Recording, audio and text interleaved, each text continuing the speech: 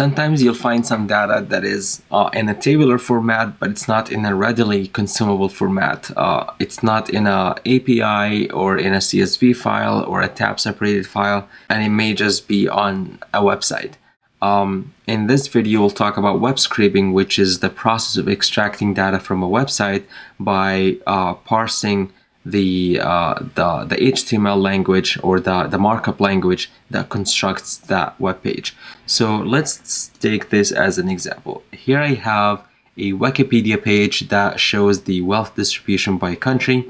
It looks like it's also broken down into different tables based on the continent. So here is Europe, here is Africa, Asia, Middle East is separated as a separate continent. So let's say it's by regions then.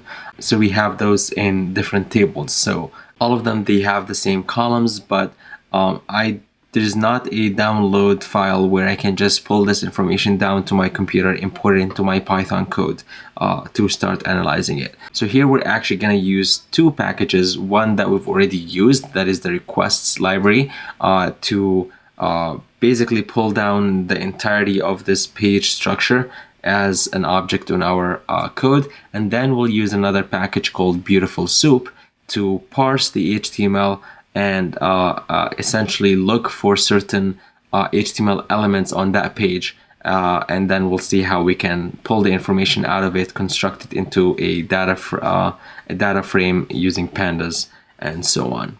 Now, if you're not familiar with HTML in general, I posted on the course note this website here, which is basically an HTML cheat sheet for all the elements. It shows you all the different HTML tags and elements that you could use to construct a website. So here you see the headings, you see the links, here's how you structure a table. So let's talk a little bit about the table, because that's the one we're going to be working with here to pull this information from the wealth distribution site. So let's talk a little bit about the table structure, because that's what we're going to be using to pull the data from the wealth distribution page. So every table or every tag in HTML essentially has two parts, the opening and closing tag. So every closing tag is going to start with a backslash or actually just a slash here. So here's my table opening tag, here's the closing for it, and then you have a head in which you define the column names, and then you have the body. This is where you have the individual table rows. And then the TD is for the for the data elements themselves. So if I have one row with 3 Ds, that means it's one row with 3 columns essentially. Let me show you this as well. So on this page, if I right click anywhere, let's say on the table itself, and I do view page source, and the one that I like more is the inspect, you'll see basically an HTML representation of this particular code, and as you hover over the different elements, it also highlights that on the page itself. So here I have this table which has one header row that basically has the different column names, and if I open up the T body, here are the different rows that I have in this table. Each one of those has the different data for that particular row. So this is essentially what we're going to be working with right now. We're going to pull this HTML language, this HTML text into our Python code. We'll look for where the tables are, pull the data that we need, construct it into a pandas data frame. So let me go back to my code. First thing I need to do right here is to pip-env install Beautiful Soup. Now, they had a previous version that was just Beautiful Soup, but the newer version that they released now has the number 4 in the name itself. So this is the latest version that we're going to be working with. I'm gonna go ahead and install it, and while that's happening, I'm gonna do my other setup on the cell right here. So I'm gonna import requests. This is the library we're gonna be using to actually retrieve the text of the HTML page, and then I'm gonna import from PS4 Beautiful Soup 4. I'm gonna import Beautiful Soup right there. Now let me define a variable which will be the URL of the page that we're gonna try to retrieve. I'll just copy the link from here, and next thing I'll do is to actually get the page using requests. So my page is gonna equal requests.get, and I'll provide the URL, and then I'm gonna construct my soup object, which is how I'm gonna be interfacing with this HTML page right now. So soup equals beautiful soup, and I need to provide the markup string. In that case, that is our page.content.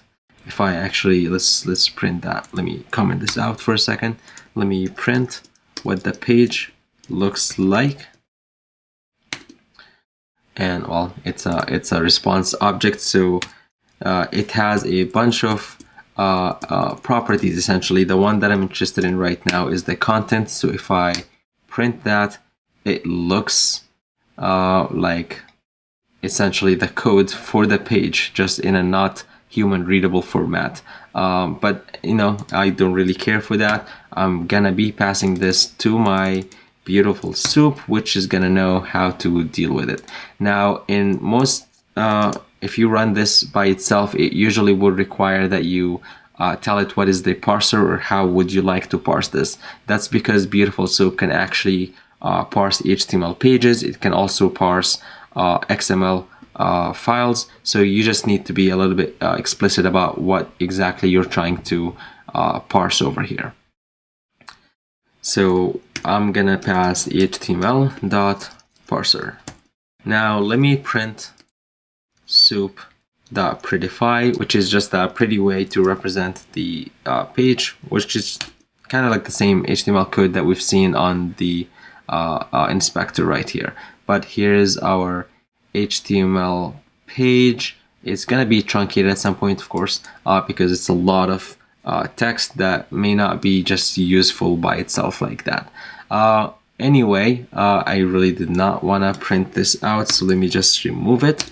And now I have my beautiful, my beautiful soup, which I'm going to be using to search for particular elements. And the elements that we're interested in here are the table elements. So I'm going to create a variable. I'll call that tables. This is going to equal soup.find all, and what I'm looking for right now is anything with the tag of table. If you're familiar with HTML and CSS selectors, you can also use CSS selectors to find something by its ID or by its class name. That's out of the scope of this class. So for now, I'm just gonna find the table by the tag name itself. And then I'm gonna create a data frame. Let me just call this wealth data frame, and this is going to equal pandas.read HTML. So here I'm going to provide the tables, but I only want the first table. That page had multiple tables, so I'm only going to specify that first one here. And the read HTML function here, it actually returns a list of data frames. So even though it only finds one table, it just for whatever reason returns a list of those. So I'm gonna say that my data frame is gonna equal the very first data frame from that list. So if I do wealth data frame dot head, let's run that. Okay, it failed for some reason. Let's see what the error is.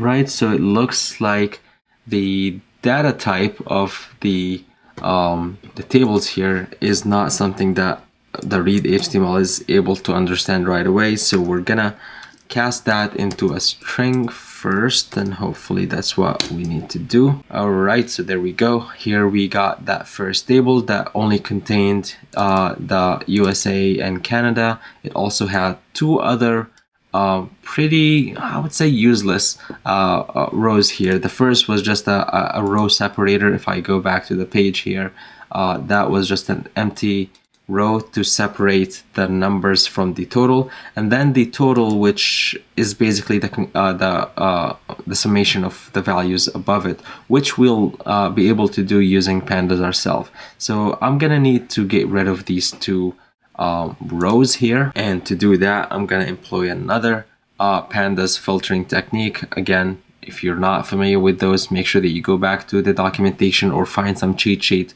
that shows you how you can do those filtering. So here's my wealth data framework, or data frame is gonna equal wealth data frame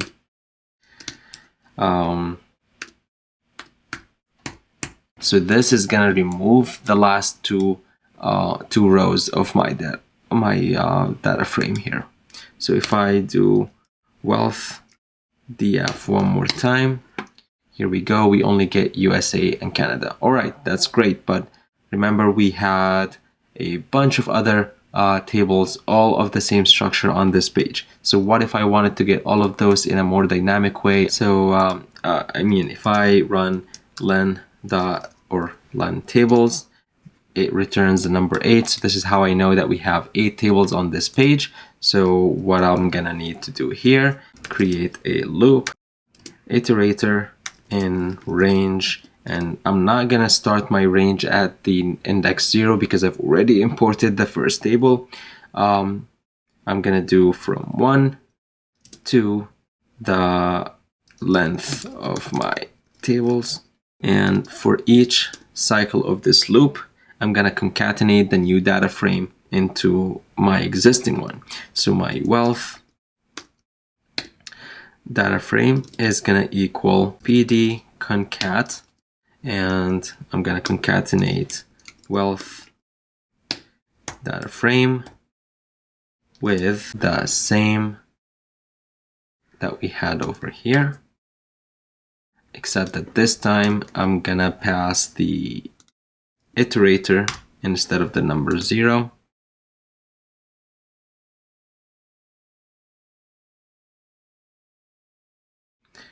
And for each cycle as well, I want to make sure that I remove the last two rows.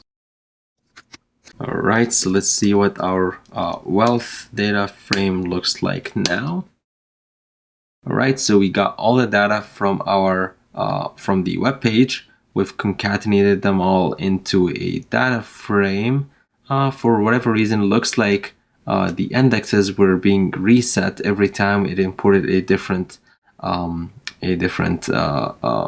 table. So what I'm gonna need to do is, in the concatenation function, I'm gonna request that it ignores the index.